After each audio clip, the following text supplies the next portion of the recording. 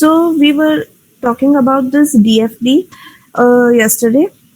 I told you that this DFD data flow diagram is nothing but one kind of graphical representation to show the flow of the data, and it is not like the flow chart that it is showing us the order of events which is happening in our system, because we know that in flowchart we are showing in a particular sequence, in particular order, all of those events which are happening in our system. But it is not the case with this DFT. In DFT we are just showing all these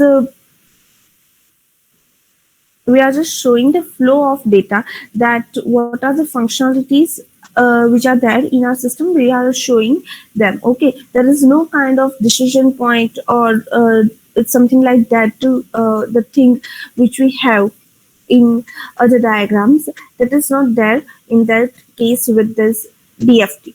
Okay, apart from that, we have to make sure that apart from this, we have to make sure that whenever we move from one level to another level, we have to preserve the number of inputs and number of outputs. Okay, see here also, this is the level 0 diagram. We know that at the level 0 diagram, it is just used to represent your entire system as a single process. Okay, again, one more thing which I forgot to inform you yesterday, that this DFD is also known as bubble chart. Why bubble chart? Because this process is also known as the bubble. So in as we know that in level 0 DFD we have only single process, you can say a single bubble. So this is also known as the bubble chart. DFD is also known as the bubble chart, or you can say the data flow graph, right? And also the external entity is also known as the source or sink. Why it is known as source or sink? Because it is the place where you get the input, okay, from for your system. So it is the source of a system input, or it is the place where you are passing some kind of output from your system. So it is the sink of system output. So that external entity is also known as the source or sink. So as we know that this level 0 diagram, it is just representing an entire system as a single bubble, as a single process with some kind of input and some kind of output data, and which is indicated by this incoming and outgoing arrows. Okay, and as soon as we go further in DFD, we are going to decompose this single bubble, this single process into multiple processes. Okay, and same way, at each level, there's each bubble or each process is then decomposed into more detailed processes, or more detailed processes in further DFD levels. But we have to make sure that all those number of inputs and the number of outputs should be preserved. Okay, the number of inputs should not be increased.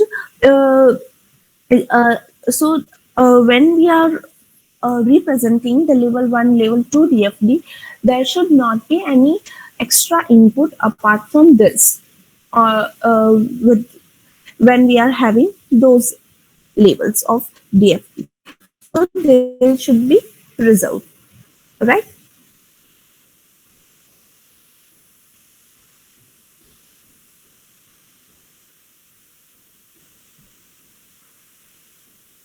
So now, yeah. So this thing we have seen yesterday, that if you want to show some processes, say P is your process in the level 0 diagram, and it is going to further decompose into this processes. Say we have to represent it 0 0.1, 0.2, 0.3, 0.4, 0.56.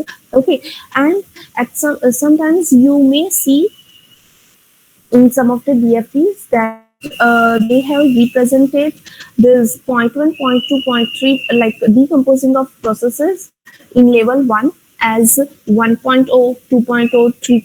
Okay, like that. And in that case, if you are going to represent the decomposing of processes in level 1, like 1, 2, 3, like that way, so in level 2 you have to decompose again that, say for example, process 1, like 1.1, 1.2, 1.3, like that way. Here in this case, if we are going to represent, we are going to decompose this particular process in level 2 diagram, what we are going to have, point 1, point 1, okay, like that. 0.1.2, 0.1.3, like that way.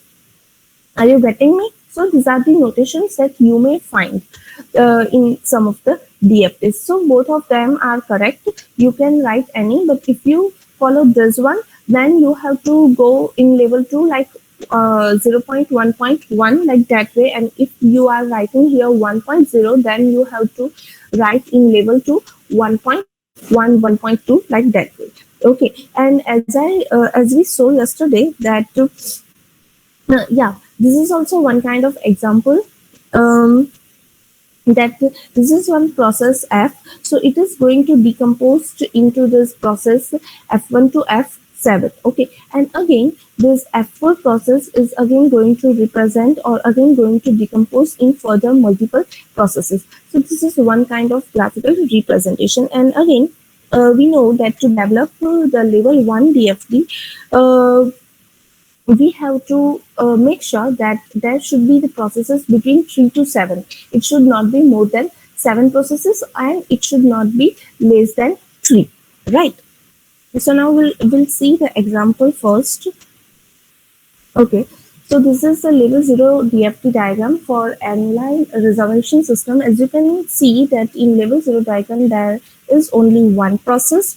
Okay, and there are so many inputs and outputs which are represented using this incoming and outgoing arrows, and there is one entity, customer. And we know that in level 0 diagram we are not showing any data store like database. Okay, we are only having a single process, and we have represented 0 here to represent that this is a level 0 diagram. And as you can see here, there are inputs like uh, trip details, reservation details, mode of payment, cancellation details, and these are the inputs which are given from customer to this system, and this system is giving output for this kind of inputs to this customer: flights availability, cost, e-ticket, and user ID, cancellation acknowledgement, etc.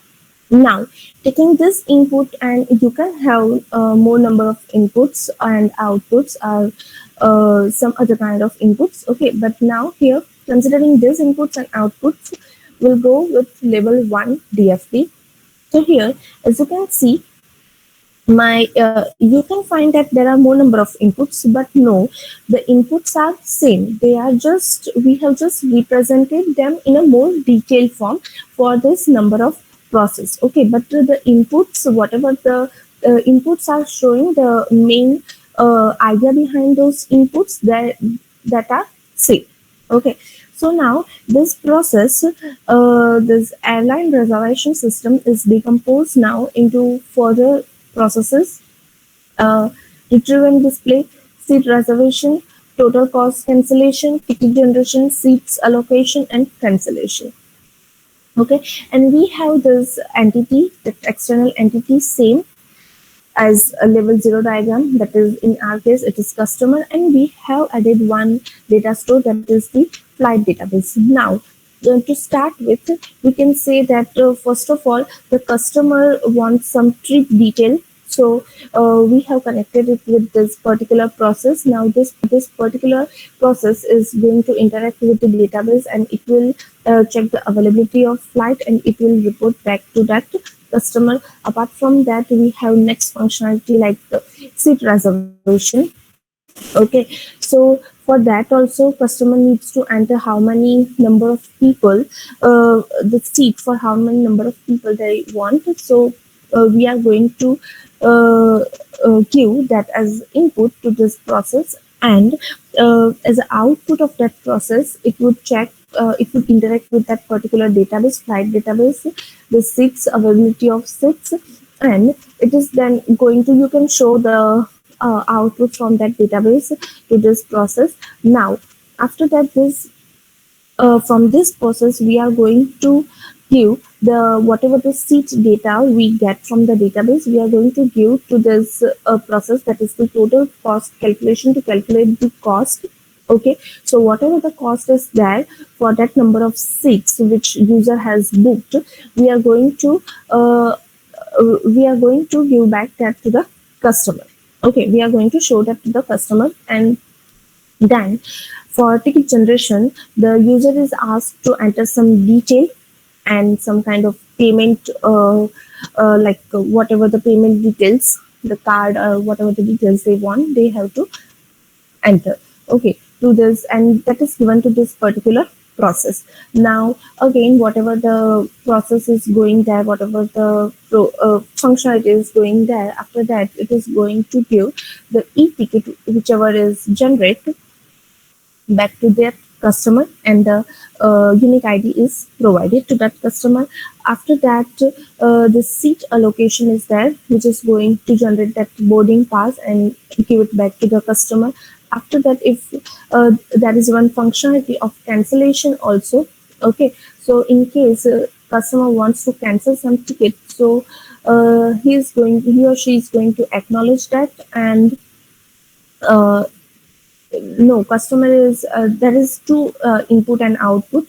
The customer is giving ID, and that particular process is giving some kind of acknowledgement whether your cancellation is done or not. Okay, so what the intention is that in level 1 DFD we are going to represent the functionality of this airline reservation system in more detail. We have this kind of functionality of seat reservation, calculation of cost, cancellation mode. Okay, so all those functionalities are represented in level 1 DFT. Now, uh, for level 2 DFT, as I told you that if we want to represent some processes in level 2, we are going to represent whatever the functionality is there, whatever the process or whatever the bubble is there, we are going to decompose into more detailed form. Okay, so say for example, for this seat reservation system, I want to explore it in more detail. Okay, here I have drawn this level 2 DFD for reservation module. See, it is possible that you are asked in question to draw the DFD for all of the modules which are present in your system, or you are given with some specific module, and then you have to explore in that particular level 2 DFD. Okay, so here I have just explored this particular module, particular functionality in more detail. So what I'm going to do, I'm going to indicate all those processes which are related with this as 0.2.1, 0.2.3. So we would have idea that this module is explored in this particular level 2 DFD. You can have again another level 2 DFD for the module total cost calculation, cancellation, seat allocation, etc. So now, starting with again, in this also we are having the same entity and this database also. Now, starting with this check availability of seats. So customers are going to give the number of passenger. Okay, if no seats are available, you can say one kind of negative acknowledgement is given back to the customer. uh, if seats are available, so you can say that we are having this functionality which is going to give the which is going to interact with further processes to collect the passengers information and to make some payment and etc. So we are going to give the details of that seats to the process collection of passengers information. That process is going to collect some kind of user details from the customer, and after that it is going to pass that user details to the next process, which is the payment process again. And that for the payment process we require payment from the customer. But first of all, we are going to give output like this cost is there to the customer, so customer is going to give you the payment. and that is going to then again given back to that next process for generating your ticket, generating the boarding pass, whatever you say.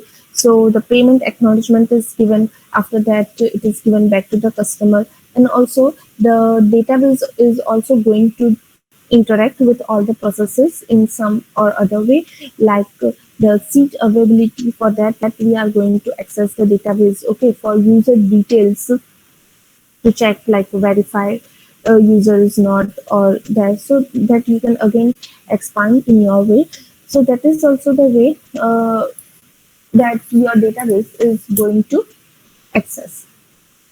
So this is how you can define your level 2 DFT. Okay, considering any of the modules, and you are going to explore it in more details, right?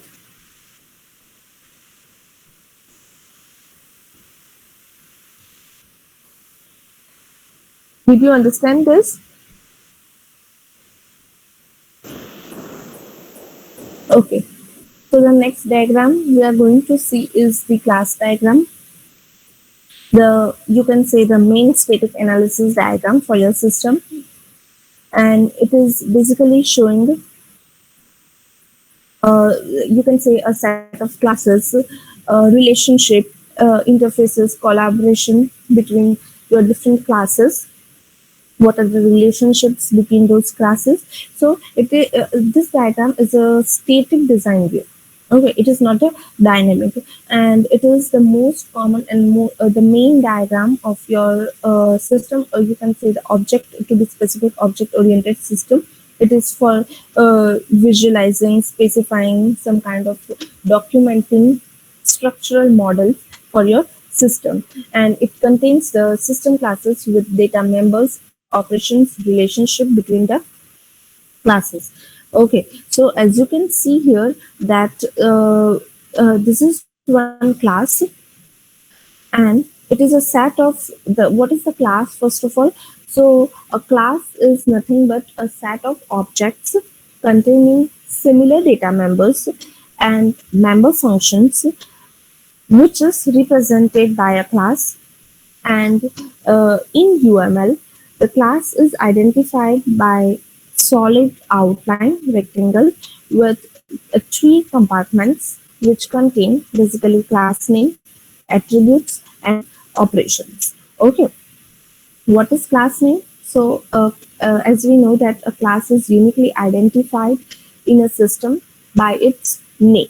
Okay, so one kind of text or textual string we have to give as a class name, and it particularly lies in the first compartment in our class rectangle, in our class representation, right? Because this class, see, this class is nothing but contains the system classes, its data members, its operations, and whatever the relationship it is going to have with another classes. Okay, it is just a graphical representation for describing your system in a context of its static view, in a static construction. Okay, and if we talk about this attribute, so you can say that it is one kind of property characteristics which is shared by all the instances of that particular class, and it lies in the second compartment in a class rectangle. Third is the operation, which is there in the last compartment of our class rectangle. It is an execution of an action which can be performed by any object, by any instance of a class, right? So this is how we can represent a class in the class diagram, right? Say for example, in this particular thing, we are going to build and structure model for the education organization, right? So we can say that a course we can have as a class which is containing attributes like course name, course ID, with the operations like add course, remove course, which is allowed to be performed by this particular particular course class instances uh, its objects by its objects, whatever the functions or attributes that particular instance can have.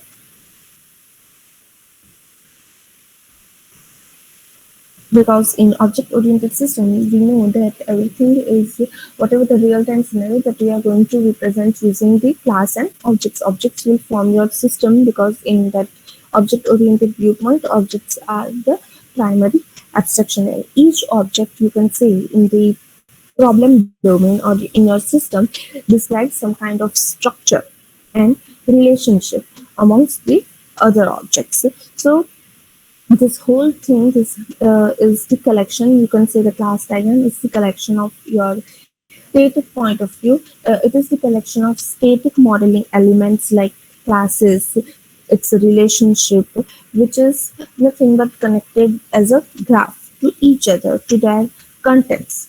Okay, we are just representing its internal structures, their relationship with the other classes. And also we are having these attributes and operations like visibility, that they are public, whether they are public or private to other classes or other instance of the classes to be specific. Okay, we can show that using plus and minus, right? Plus means the it is the public for others, and minus is represented for private, that another class cannot access that particular functionality, particular operation, or particular attribute of that particular class.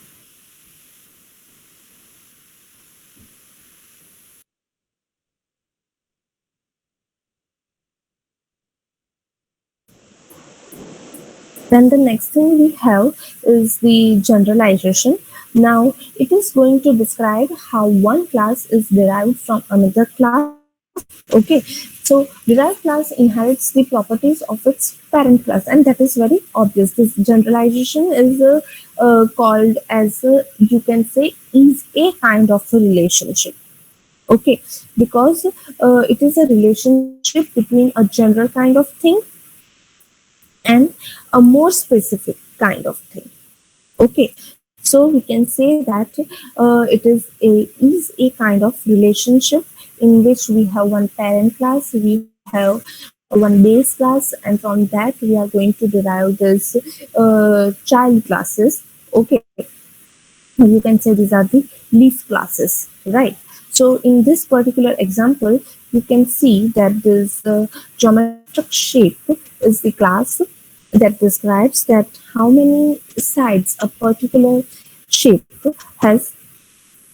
A particular shape has. Now there's a triangle, there's pentagon, there's quadrilateral, whatever the shape is there, and we are having the attribute number of sides so that we can represent that how many sides a particular shape is having. Okay, again we are going to specialize this particular triangle into the specific triangle types. Okay, so you can say that these are the specialized class, these are the specialized, this is the specialization thing, and this is the more generalized form, this is also more generalized form, right? And the generalization is represented with a directed line with open arrowhead. Okay, and it is pointing towards the general class. Okay, so that is the generalization concept. Now considering the relationship concept, so see, relationship is nothing to just to represent how one class is interacting with another class. There are many kinds of relationship like dependency, association, then aggregation, composition, etc.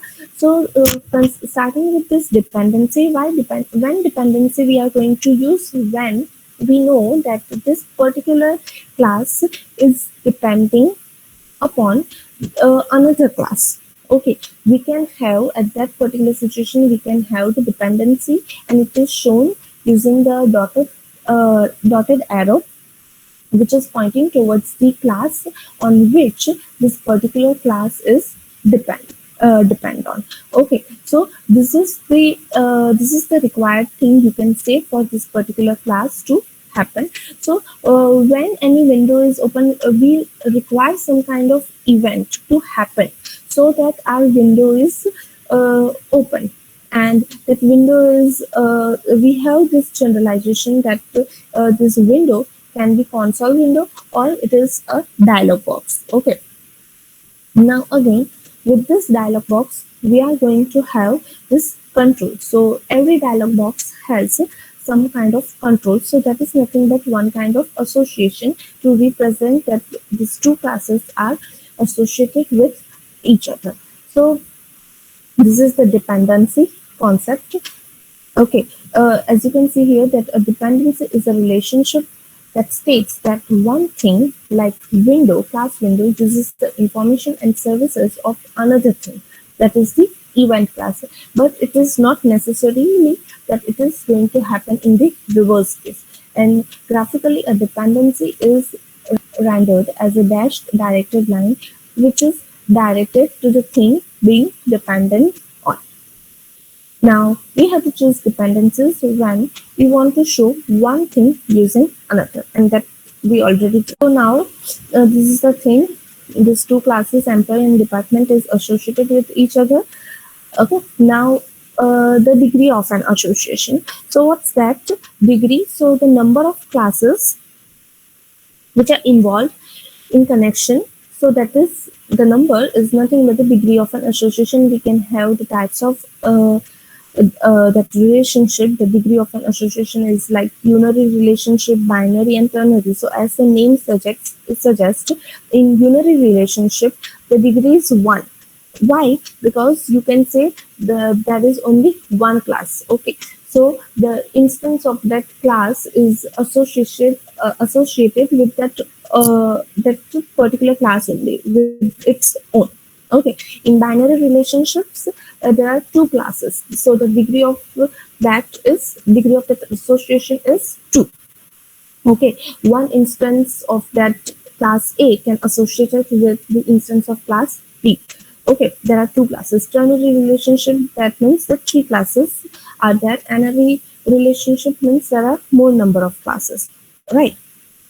That's the degree of association. Now the cardinality ratio of association. So now we are considering the binary association, and we are going to represent that how many number of instances can participate in that binary association. Right. So we can say 1 to 1. That means a single object of class A is going to participate in the instance, or going to interact with the object of class B. That is 1 to 1 relationship between those class A and class B. One to many, as name suggests, a single object of class A and many objects of class B, and many to many means uh, uh, C. A single object of class A can interact with many objects of class B, and it's vice versa, that many objects of class B can interact with that. So a single object can also have the possibility to interact with that particular class A's many objects. Okay, so that is the cardinality ratio. The degree is representing that how many classes are there, and the cardinality ratio is representing that how many instances are there in that particular association. Now, coming to this, as I told you that we can have some particular role when a class is going to participate in this particular association, this, whether it is company or this person, whatever the class is there who is going to participate in a particular association, it is going to have some particular role that it is going to play in that particular relationship.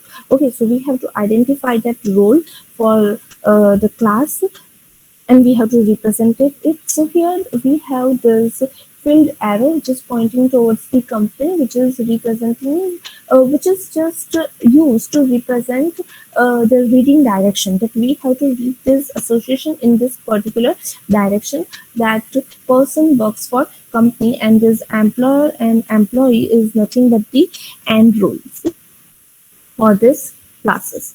Okay, it is the end name, you can say, whatever.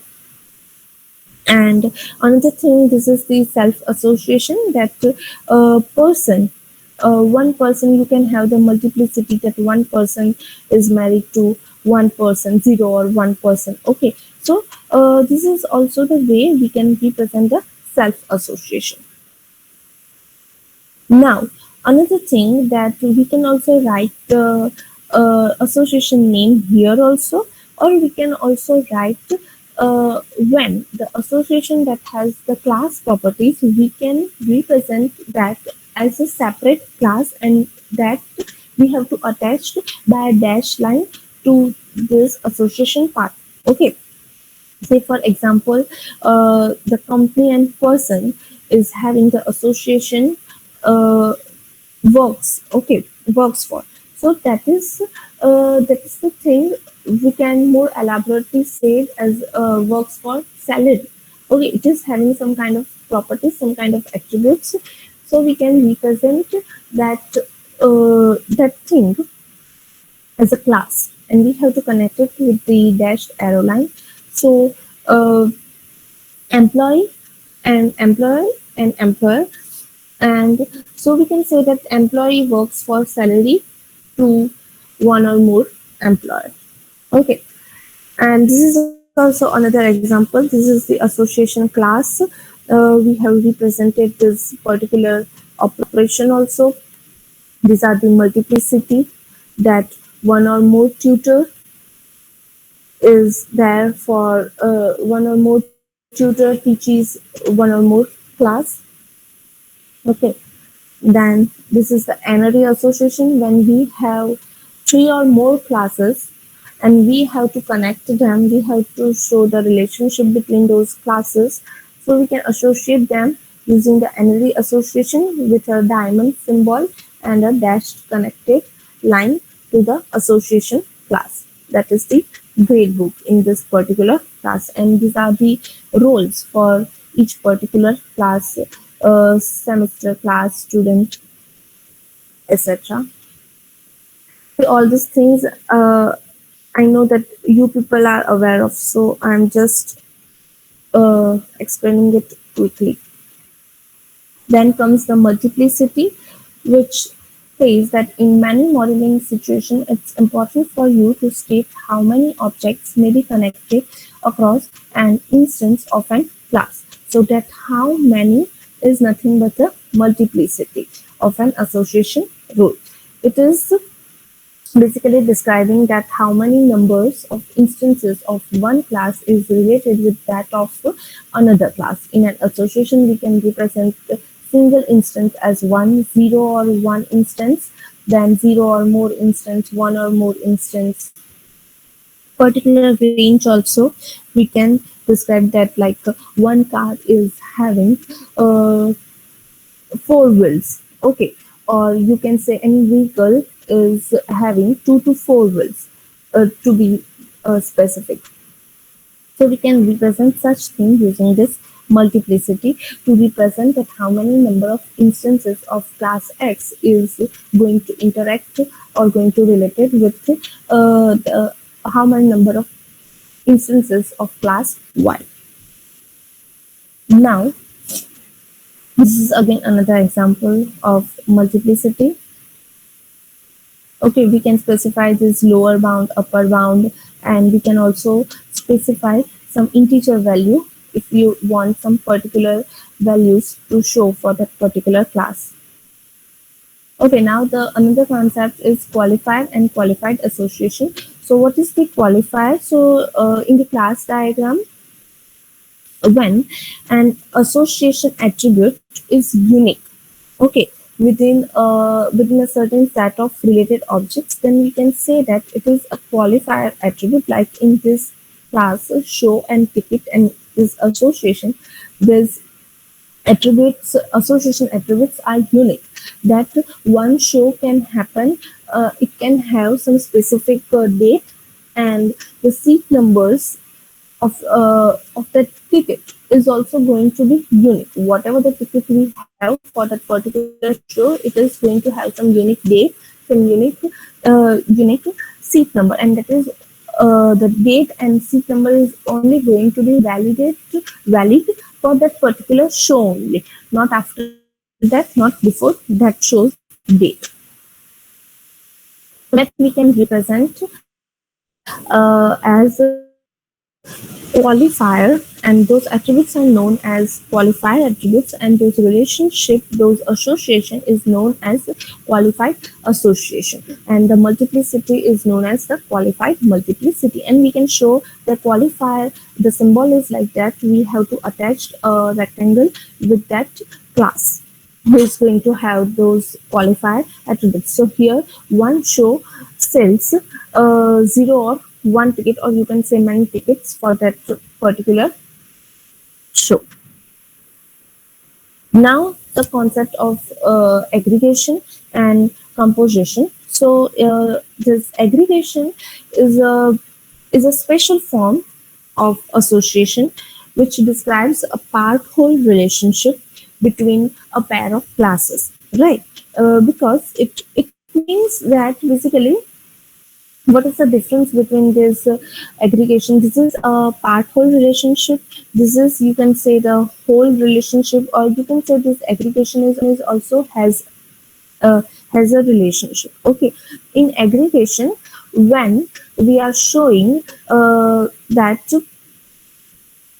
this particular class or this particular class is an aggregated class which is aggregated using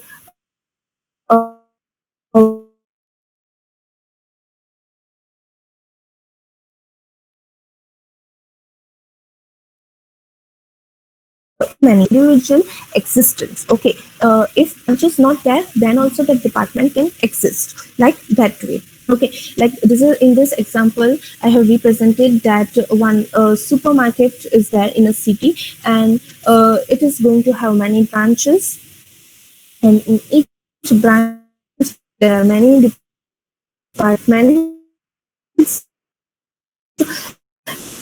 like department, you can say that department, number of departments are there. So it may possible that in some branch some department can be there and some department cannot be, may not be there.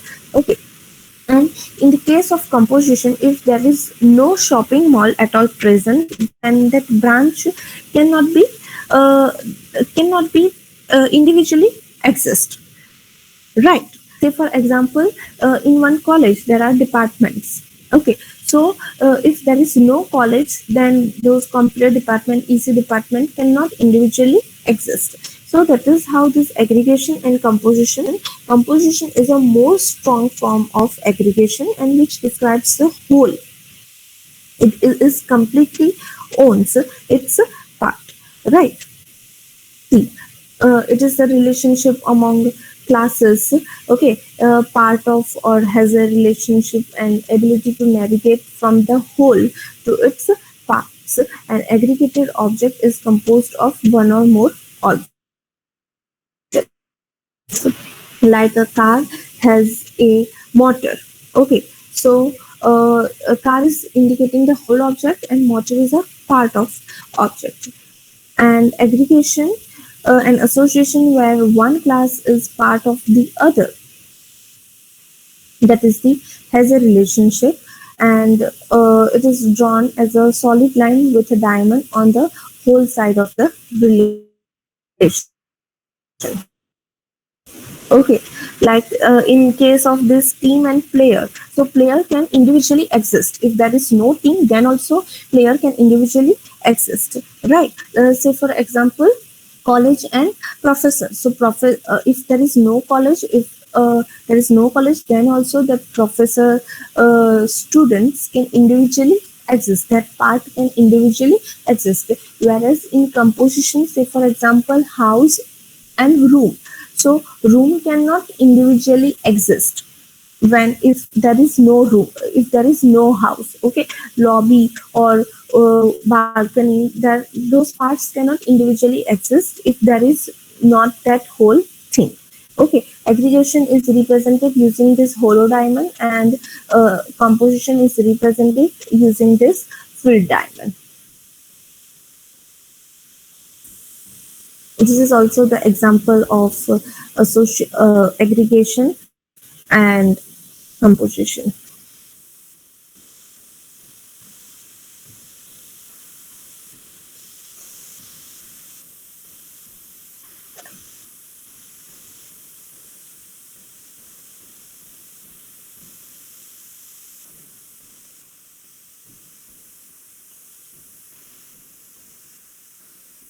We'll see these things in lab. Good afternoon, everyone.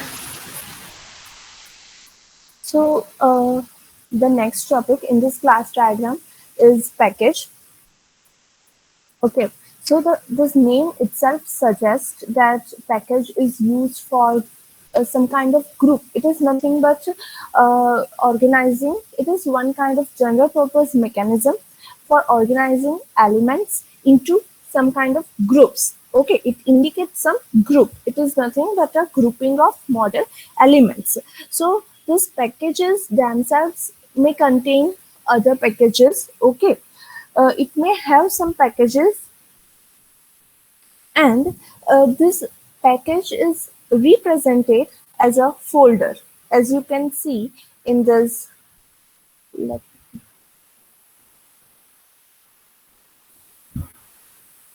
Yeah, as you can see in this diagram, that this package symbol or notation is used, or it is represented as folder, and shown as a you can say one large rectangle with a tab which is attached to its upper left corner. And here also, one thing is that in package, if contents of the package are not shown, here the contents are shown. Okay, here the contents are shown. So we have written the name of the package in a tab. Okay, which is placed at its upper left corner of the large rectangle. If the contents, uh, if the, sorry, I just see, no. If the contents are not there, okay, then the name itself is written inside the large rectangle. But if the contents are there, some of the contents are there, then the name of the package is written in that tab. Understood? Like this or like this way, because here we have some content. So this package is nothing but one kind of mechanism by which, one kind of facility by which we can organize the elements, some of the elements into one group. Okay, and whatever the contents are packages, whatever the contents are there in packages, they are shown inside this large rectangle, and whatever the name is there for that package is written inside that tab. And if there is no content for that package, then we can have it like this way. Whatever the name of that package is, we can have just like inside that rectangle we can represent. Now this is showing, as I told you, that a package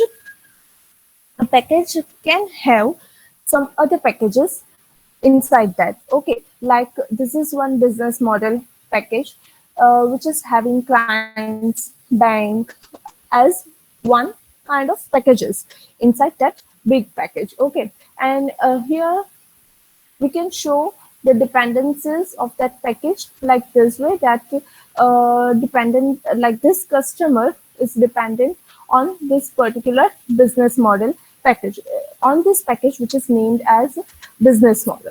Are you getting me? There is the same dependency concept, that whatever the thing on which we are dependent on that we have to show this arrow. Like this thing is using some of the features, some of the services of this particular package. So we can have the dependency relationship here between these packages. So this is how we can uh, state the packages inside one package, and we can show the dependency between those packages. Okay. Now the next one is the notes. Okay. So a note is one kind of comment, you can say, right? That it is a note is one kind of comment which is basically used to represent some text, some kind of information. It renders a comment which has no uh, which has which has no semantic impact, but it is having some kind of meaning, some kind of information related to whatever the class with which we are attaching that note.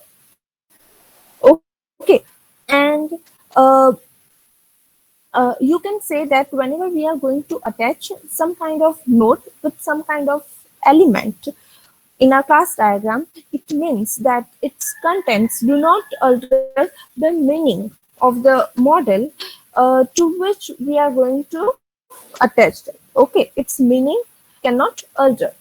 Are you getting this? They are used to specify things like you can say requirement, observation, some kind of reviews, explanation. If we want to have some specific requirements for some class or whatever, okay, some kind of generalization, we want some specification, some requirements, some kind of observation, reviews or explanation, some kind of information basically we want to attach, then we can have that thing using the notes. Also, this notes, this notes we can draw as a rectangle with a dog-eared corner containing a textual or graphical comment. Right. So it is also saying that a note can have any combination of text or graphics. See, here are some examples of notes that this is a simple text. As I told you that we have to represent this note as a rectangle with a dog-eared corner. Okay, and it can have the texture or graphical comment. So here, this is a simple text. This is we can provide some kind of link also, some kind of document also that we provide some kind of information to see this particular file for the details of this algorithm, whatever the class in which we are going to implement that functionality, that algorithm's functionality. So we can attach this type of node there.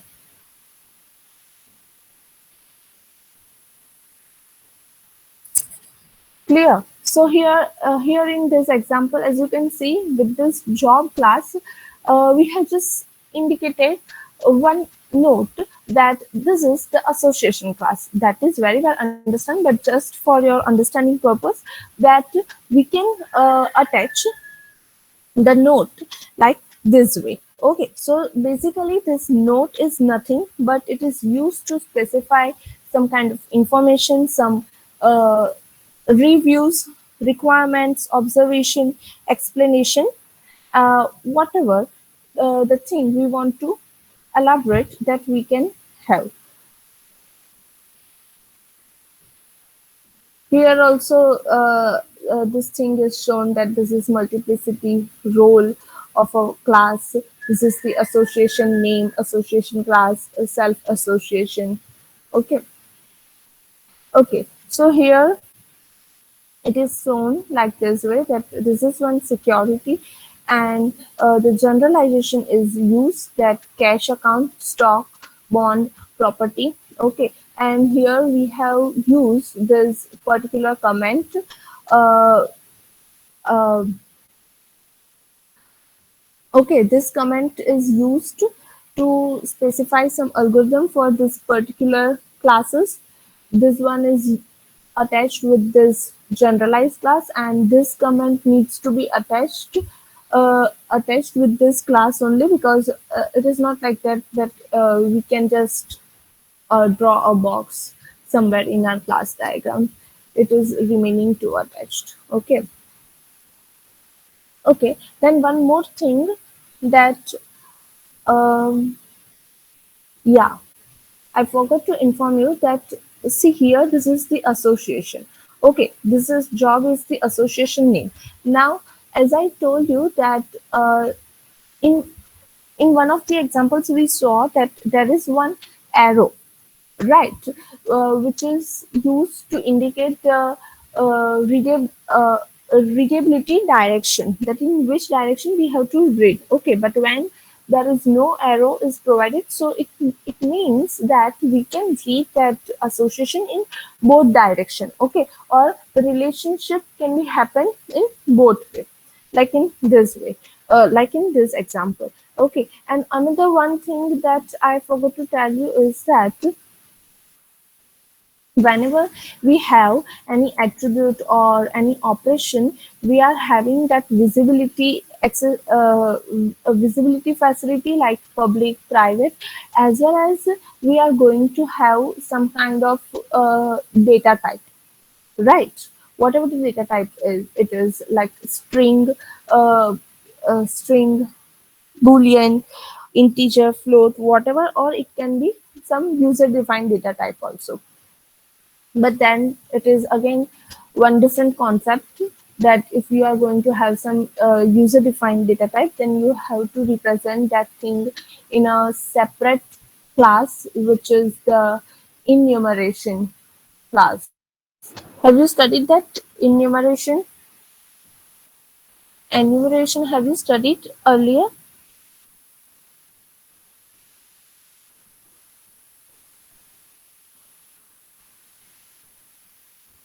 Okay, okay, okay. Yeah.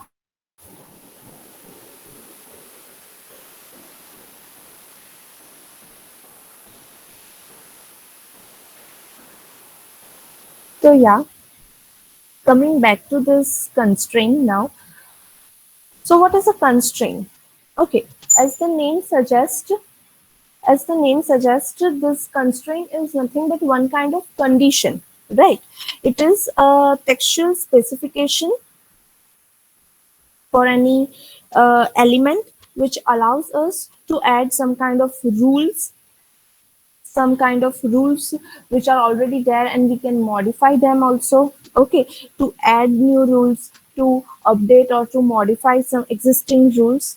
So we can have those facilities using this constraint, and this constraint can be drawn as a string enclosed in curly brackets. Then it can be put inside note also, right? Then a constraint specifies conditions, and it is saying that those conditions should be satisfied at runtime. Okay, whatever the condition is there, that should be satisfied at run.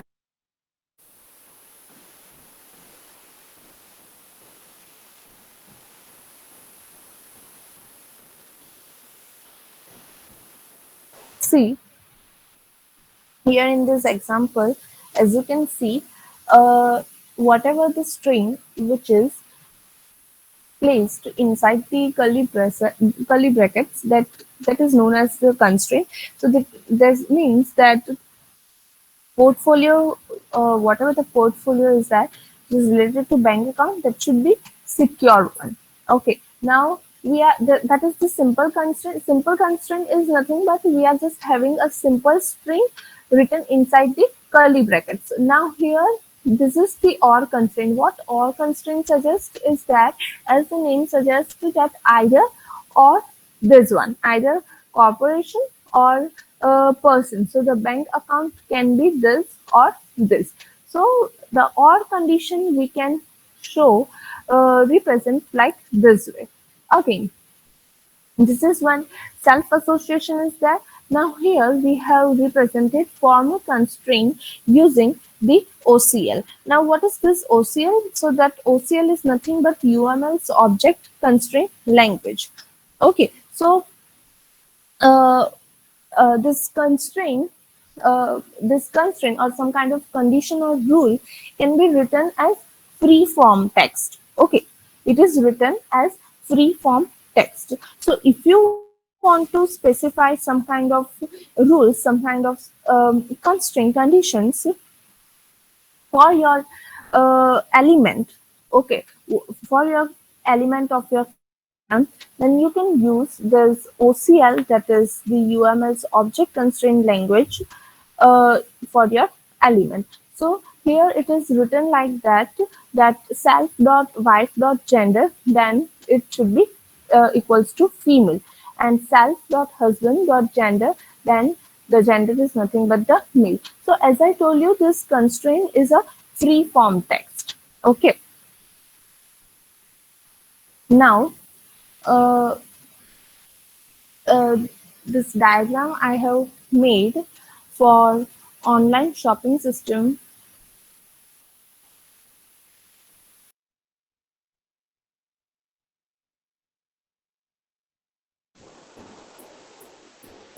It is not that much good. I mean the drawing, but uh, I hope you people understand that. Okay, but when you draw it in a tool, then it would be easier because I just put this web user here. Instead, I should have to keep in middle so that the diagram would look good. So here it is somewhat look messy, but that's okay. Now coming to this web user, see what is this online shopping site. So one user can access multiple website. Okay, like we have it can visit multiple websites for it, for any product which he or she wants to buy. So as I told you that this user ID, whatever the qualifier attribute we have, that is the unique for that particular class who is playing the role in that association, and that particular ID or that particular attribute is going to be remain unique for that particular association. And here in this case, it is the user ID. So we can say that we can represent it as a qualifier, and that association is known as qualified association. Okay, one customer can access many websites. Now you can enhance that website, like this website can be developed by programmer, website is managed by server, right? Now here one more thing that clicked to my mind just now, that you can uh, represent this server as a individual package, and you can have this whole diagram inside one package, and you can just show the dependency between this server package and this whole online website. Are you getting me? What I'm trying to explain? Because this website will need this server, so we can show that type of dependency using package. Are you getting me?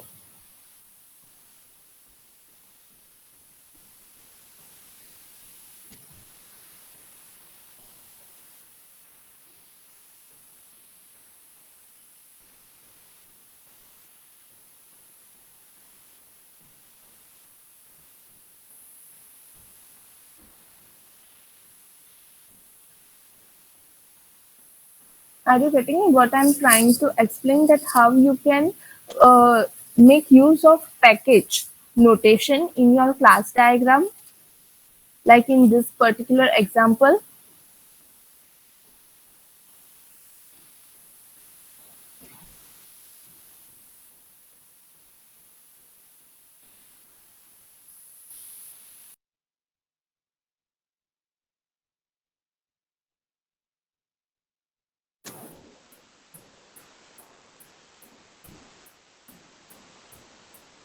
Okay, yeah. Then we can enhance this user by saying by adding the generalization relationship, that user can be first time user or user can be the regular customer. Okay, then we can have this note that first time user can avail extra facilities like discount coupon, try and buy facility, some free delivery or free delivery facility. So that thing, that type of information, whatever the explanation is there, that we can provide using the note, and we have attached that thing using to this particular element. Okay, then we can have this web user can view or purchase zero or more products. right? Then zero or more product, uh, or you can see it should be the symbol should be here for the readability purpose that one shopping cart has zero or more product. Now here I have used this aggregation. Now what is that aggregation? What is aggregation?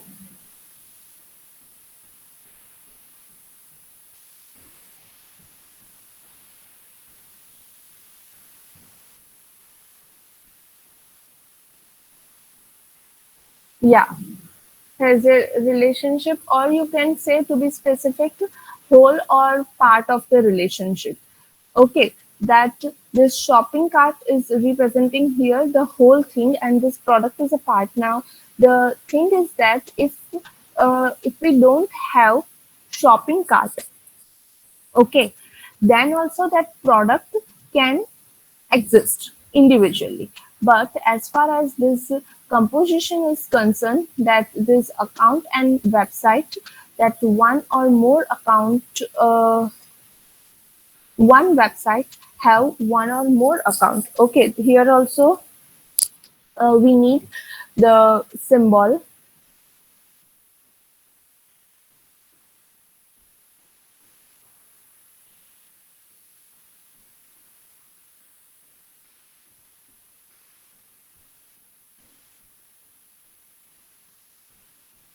right? So one website have one or more account. Now here we have used this composition. Why composition? Because if the website will not be there, then there is no use of this accounts, because that part of this relationship cannot individually exist. Okay, this is one whole part, this is one whole thing, and this is the part by which this thing is made up of. So when you don't have this part, when you don't have this element, uh, we can say that this particular account will not individually exist. Whereas in this aggregation, that shopping cart is aggregated form of products. So when we don't have shopping cart, then also we can say that products can individually exist, right? So this is how we can use the aggregation and composition thing. Okay, then here we have this payment facility. Now the payment can be cash on delivery, or payment can be using the online mode. Okay, you can further classify as credit card, debit card, right? Then okay, one more thing here, one account order and payment is there. Okay, so now how you can use here the NRE association, or you can say the association class. If I want to use the association class or say NRE functionality, then how can we implement that?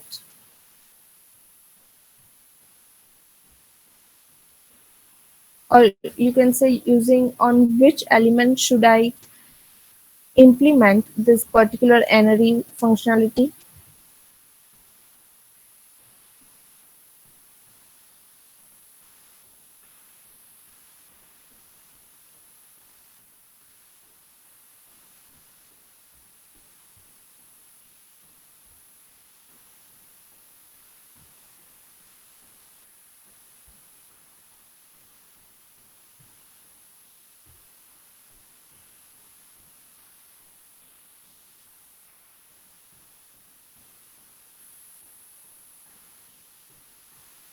Website.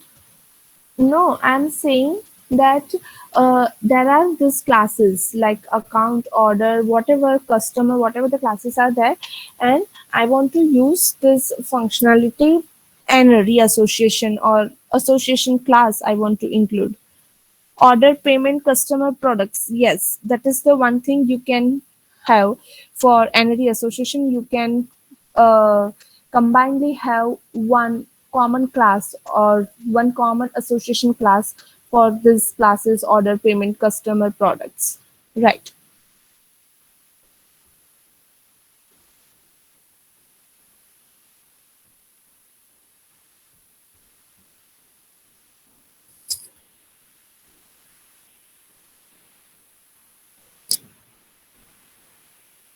So this is how you can make the class diagram. Um, Here, I have just write some of the attributes and operations for this user and account class. You can have, or you have to have this IDs, attributes and operations for the classes, whatever you have in your diagram, and you have to show this multiplicity so that it makes your diagram more readable. Okay, and try to cover as many functionality as you can in your diagram,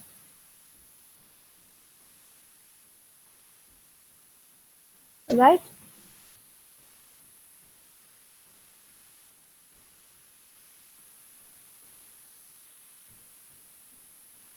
Clear this thing? Any doubt? You can enhance this diagram. Yeah, I was saying that I have used this functionality aggregation, composition, there's qualifier association, okay, then generalization. So the same way, if I want to implement, I want to use the n-ary association in my diagram, then how can I use that? On which classes I can use them? Okay, let me show you. See, okay, so here we know that this class, year, and student, we have combined them using the n-ary association. Okay, so the year is for every year there are semesters, so they also have this grade book. Student is having grade book. Each class is having grade book. So we have combined them all those things in n-ary association. We know that whenever there are three or more classes are there, uh, then we can show them like this way in a diamond rectangle, and we can have dashed line to the association class like this. Okay, here also the association class, and which is having some kind of class property. So instead of writing it onto the connected line, we are attaching it as a separate class having some attribute salary with this particular association. Uh, so this is the association class. Same way, here only there are two classes, but if I have some three or more classes, then at that scenario I can represent them using n-ary association, that these are the classes that are associated in this particular association. Okay, so that thing we can represent using this diamond symbol and the dashed line, which is indicating that this is the associated class. So I was saying that if I want to use that kind of facility in this particular example, then how can I implement that?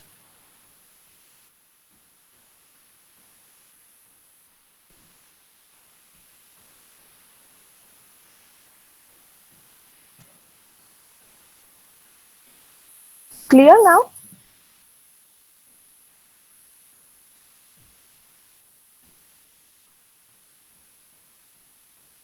Yeah. So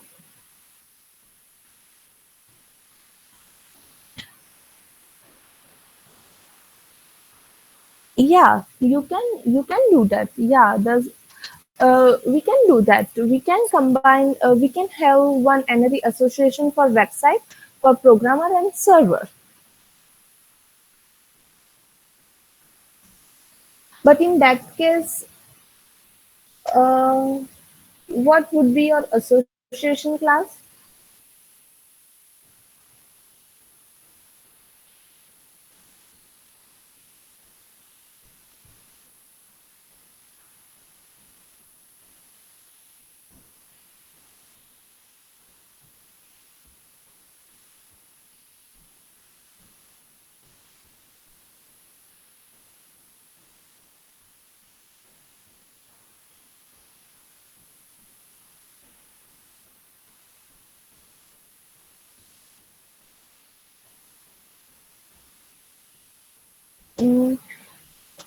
because in programmer and server, if we want to combine those things, programmer, server, and website, then website seems common for programmer and server class if we want to join.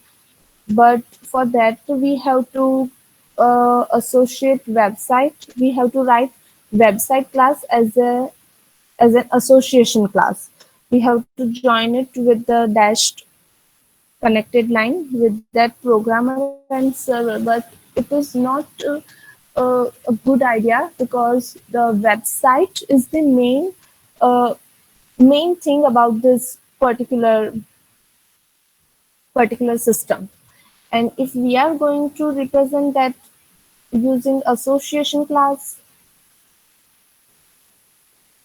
no, the website is the main class.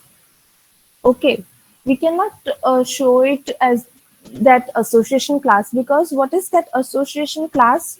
That it is just the alternative thing that uh, instead of writing the association name on the connected line for the classes, we can write it as a separate class. Okay, but that is not one kind of association thing. That is the main entity of our system. So we have to represent it separately, like this way. We cannot make it association class. Instead, you can combine these things like account, order, shopping cart, or payment, any of them, and using that NRE association on them.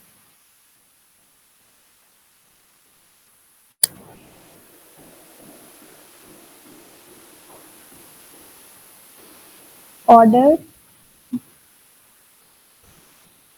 order payment.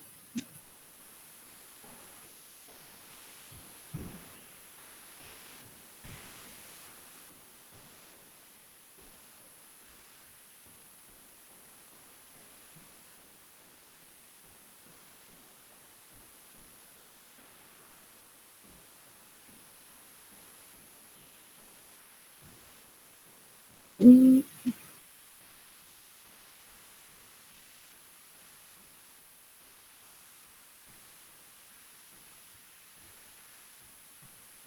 wait,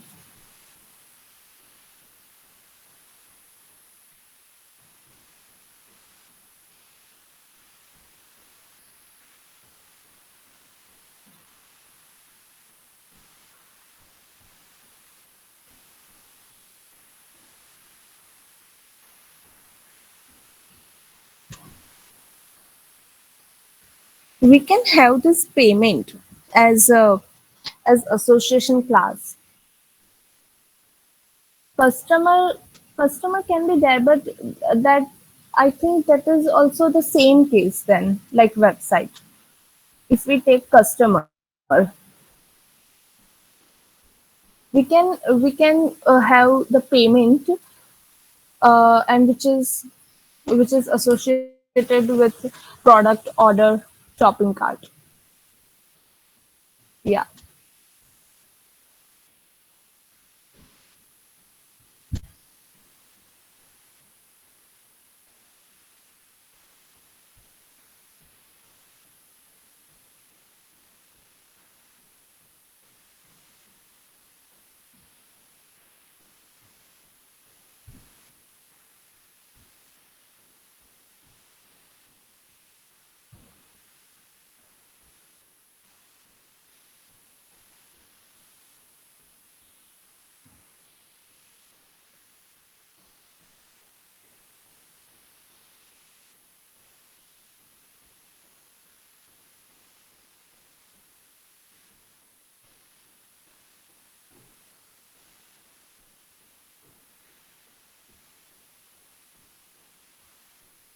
Uh-huh. Well, association class, that we can have the generalization and specialization thing in that COD online. We can have that. Even if we take that payment as an association class, we can have those things.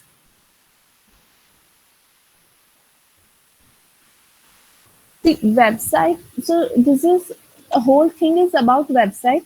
So that's why we cannot take website as as an association class. But these things are related to each other, and that's why it is better to have this payment. Okay, customer makes payment because association class like uh, we have that cost employee is working for salary, okay, for any employer. So a similar way the customer is making payment for any order whatever he does, and or you can associate that account product and payment thing. That is the good idea to use the payment in this particular scenario for using NRE association. And then you can generalize it further, COD and online mode.